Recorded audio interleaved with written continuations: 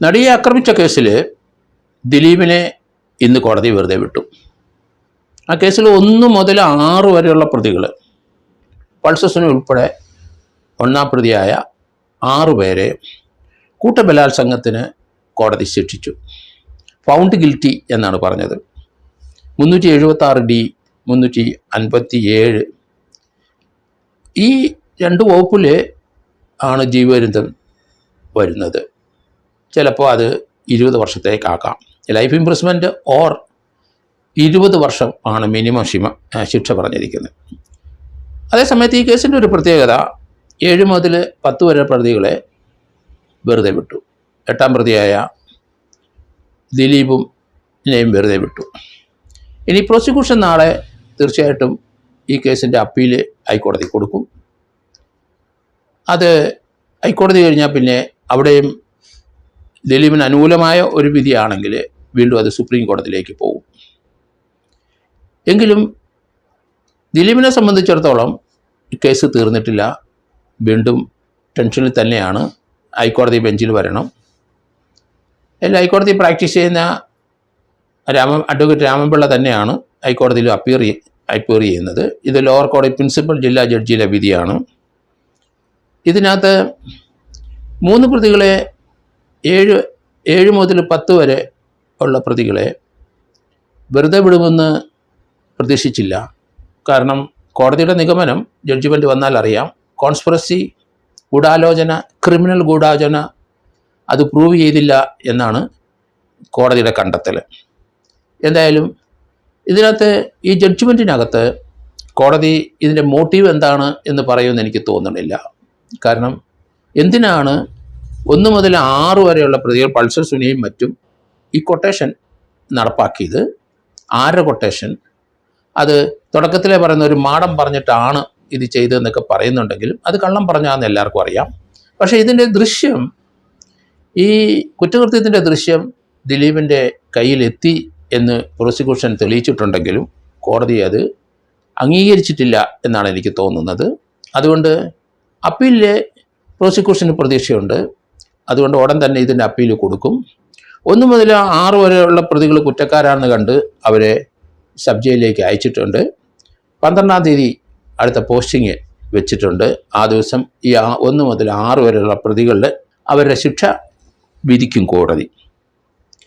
1 മുതൽ 6 വരെയുള്ള ജാമ്യം അനുവദിച്ച് ഇന്ന് അത് ക്യാൻസൽ ചെയ്തു, അവർ റിമാൻഡ് ചെയ്ത് പോവുകയും ചെയ്തു.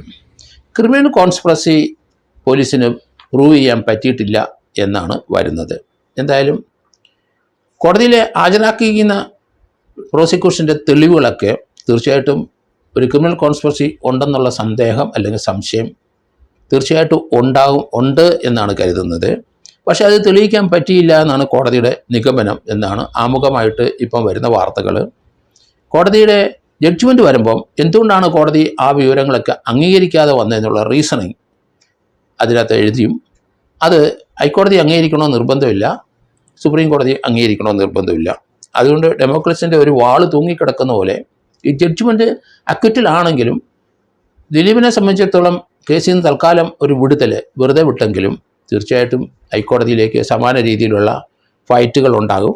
ഹൈക്കോടതി ചിലപ്പം 1-2 വർഷത്തിന് ശേഷം, അല്ലെങ്കിൽ അടിയന്തര പ്രാധാന്യത്തോടു കൂടിയെങ്കിലും 1-2 വർഷത്തിന് ശേഷം ഇതിൻ്റെ അതിൻ്റെ അപ്പീൽ പരിഗണിക്കാനാണ് സാധ്യത.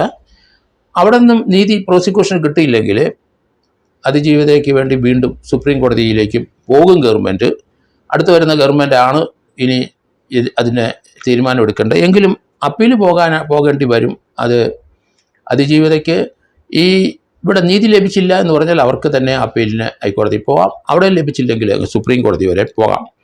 എന്തായാലും ഈ പ്രതികൾ 1 മുതൽ 6 വരെയുള്ള പ്രതികൾ എന്തിനാണ് ഈ കുറ്റകൃത്യം ചെയ്ത് എന്നുള്ള കാര്യത്തിൽ കോടതിയുടെ ജഡ്ജ്മെൻറ്റിൽ അതൊരു വിശദീകരണം ഉണ്ടാകാനുള്ള സാധ്യതയില്ല. കാരണം അത് തെളിഞ്ഞിട്ടുണ്ടെങ്കിൽ തീർച്ചയായിട്ടും 7 മുതൽ 10 വരെയുള്ള പ്രതികളെയും ശിക്ഷിക്കേണ്ടതാണ്. പക്ഷേ പോലീസ് കോടതിയിൽ ഹാജരാക്കിയിരിക്കുന്ന ഗൂഢാലോചന അത് തെളിഞ്ഞില്ല എന്നുള്ള രീതിയിലാണ് ദിലീപ് ഉൾപ്പെടെയുള്ള പ്രതികളെ 7, 8, 9, 10 പ്രതികളെ വെറുതെ വിട്ടിരിക്കുന്നത്. എന്തായാലും ഈ കേസിൻ്റെ ശിക്ഷ 12-ാം തീയതിയാണ് 1 മുതൽ 6 പ്രതികൾക്ക് നടപ്പാക്കാൻ ഉദ്ദേശിക്കുന്നത്. അന്ന് കോടതി അത് പറയും. അതിനുശേഷം ഈ കേസിനകത്ത് ഇന്നൊരു പെറ്റീഷൻ വന്നത് നമ്മൾ കണ്ടു. പൾസർ സുനിയുടെ അമ്മയുടെ ബാങ്ക് അക്കൗണ്ടിൽ 1,00,000 രൂപ കിടപ്പുണ്ട്, അവർക്ക് ആ പണം വേണം. അങ്ങനെ ഒരു പെറ്റീഷൻ ഇന്ന് അവിടെ വന്നിരിക്കുന്നു. കോടതിയുടെ വിധി വരുന്ന ദിവസം തന്നെ അത് വളരെ ബുദ്ധിപൂർവ്വം തന്നെ കോടതിയിൽ ഹാജരാക്കിയതാണ്. അതുകൊണ്ട് ഇവരെ 1 മുതൽ 6 വരെയുള്ള പ്രതിയെ അല്ലെ 1-ാം പ്രതിയുടെ അമ്മയാണ്. അതുകൊണ്ട് ആ മകനെ ശിക്ഷിച്ചാലും കോടതി മറ്റു പ്രതികളെ വെറുതെ വിട്ടാലും അവർക്ക് ലഭിക്കാനുള്ള 1,00,000 രൂപയിൽ ഒരു തീരുമാനം ഉണ്ടാകണം. അത് റിലീസ് ചെയ്യണമെന്നാണ് അവർ കൊടുത്തിരിക്കുന്ന അപേക്ഷയിൽ.